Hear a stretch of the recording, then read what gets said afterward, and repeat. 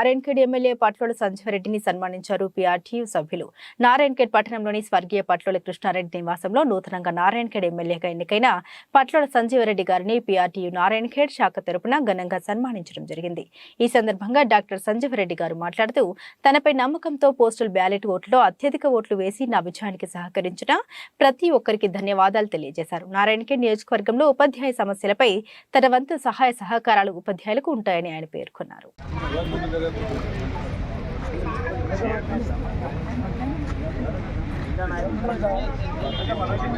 అన్న అట్లనే ఎలా నిలబడండి, అసలు ఉందన్న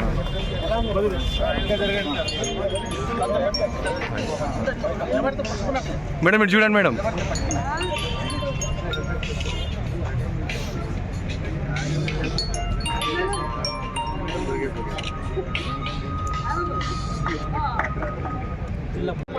విషయాన్ని గుర్తు చేసి మా యొక్క సహాయ సహకారాలు తీసుకుంటారని, ఎల్లప్పుడూ మీ సహాయ సహకారాలు మీకు అండగా ఉంటామనే విషయాన్ని ఈ సందర్భంగా గుర్తు చేస్తూ, ఈరోజు పీఆర్టీ జిల్లా శాఖ పక్షం నుంచి కూడా ఈ నారాయణఖేడ్ నుంచి ప్రాతినిధ్యం వహిస్తున్నాం సార్. తప్పకుండా మీ యొక్క అండదండలు మా మీద ఉంటాయని ఈ సందర్భంగా గుర్తు చేస్తూ, జిల్లా శాఖ పక్షాన మొదటిగా సన్మానం చేసిన తర్వాత 5 మండలాలు ఉన్నాయి సార్. వాళ్ళ 6 మండలాలు కూడా మిమ్మల్ని సత్కారం చేస్తారు. సమయం మొట్టమొదటి మీకు క్షమాపణ అడుగుతున్నా, ఎందుకంటే మంత్రి గారు సంఘానికి వస్తున్నారు కాబట్టి కాస్త సాధ్యమైన చూస్తున్నాం సార్. ధన్యవాదాలు.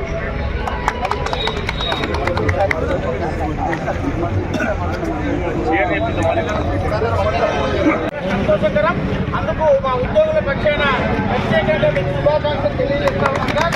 అదేవిధంగా గత 10 సంవత్సరాల నుంచి కూడా ఉద్యోగుల పట్ల అనేకమైన ఇబ్బందులు ఎదుర్కొన్న విషయాన్ని గ్రహించి ఈరోజు రాష్ట్ర ప్రభుత్వాన్ని మార్చాలనే ఉద్దేశంతో ఉద్యోగులు చేసిన కృషిని మీరు అందరూ కూడా ఎప్పుడు కూడా గుర్తుంచుకుంటారన్న విషయాన్ని ఈ సందర్భంగా గౌరవ పెద్దలతో మరి వినమ్రంగా వేడుకుంటున్నాం.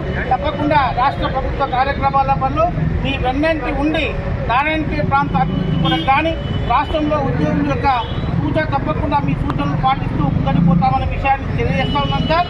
ఇకపోతే నారాయణఖేడ్ ప్రాంతంలో కూడా విద్యాశాఖ పట్ల పెద్దలు కృష్ణారెడ్డి గారు కూడా అనేకమైనటువంటి శ్రమ వచ్చి అన్ని హాబిటేషన్లలో లంబర్ తాండాల్లో కూడా పాఠశాల నెలకొల్పినటువంటి చరిత్ర కూడా వారికి ఉంది. మీరు కూడా మా విద్యాశాఖ పట్ల ప్రత్యేకమైనటువంటి చొరవ చూపి ఈ ప్రాంతంలో ఉన్న బడుగు బలహీన వర్గాల పేద పిల్లలకు అండగా ఉంటారన్న విషయాన్ని గుర్తుచేస్తున్నాం సార్. మా సమస్యలు మాకు ఎక్కువగా ఏమీ లేవు సార్. ఒకసారి ప్రభుత్వాన్ని మార్చాలనే లక్ష్యంతో ఉద్యోగులందరూ కూడా ఏకపక్షంగా చేసినటువంటి విషయాన్ని మీరందరూ గ్రహిస్తారని అనుకున్నాం.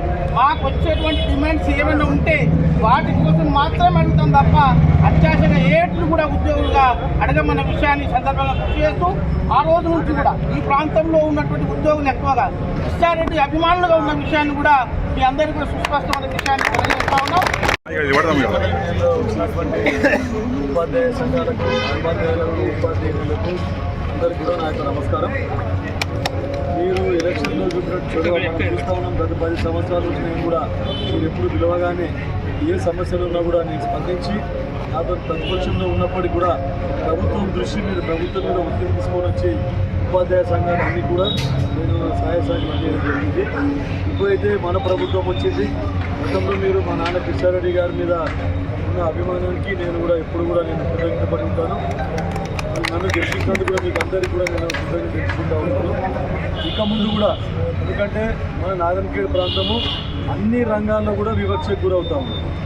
తెలంగాణ రాకముందు ఇంకా మంచిగా ఉండేది, తెలంగాణ వచ్చిన తర్వాత ఇంకా ఎక్కువ వివక్షకు గురవుతా ఉన్నది. కాబట్టి మీరు సలహాలు సూచనలు ఇచ్చి నాకు చేదోడుగా వాదోడుగా మీరు సహకరిస్తే ఖచ్చితంగా విద్యాపరంగా మన నారాయణఖేడ్ నియోజకవర్గాన్ని ముందుకు తీసుకుపోదామని చెప్పి చెప్తా ఉన్నాను. దానికి మీ అందరూ సహాయ సహకారం అని చెప్పి కోరుకుంటున్నాను. తర్వాత ఇంకొకటి, మనం ఇది అయిపోయిన తర్వాత కొంచెం ఫ్రీ అయిన తర్వాత టోటల్ నారాయణఖేడ్ నియోజకవర్గంలోని అన్ని సంఘాలకు సంబంధించిన ఉపాధ్యాయులందరినీ కూడా మనం ఒక గెట్ టుగెదర్, నేనే తేనీటి బిందు ఇద్దామని అనుకుంటున్నాను.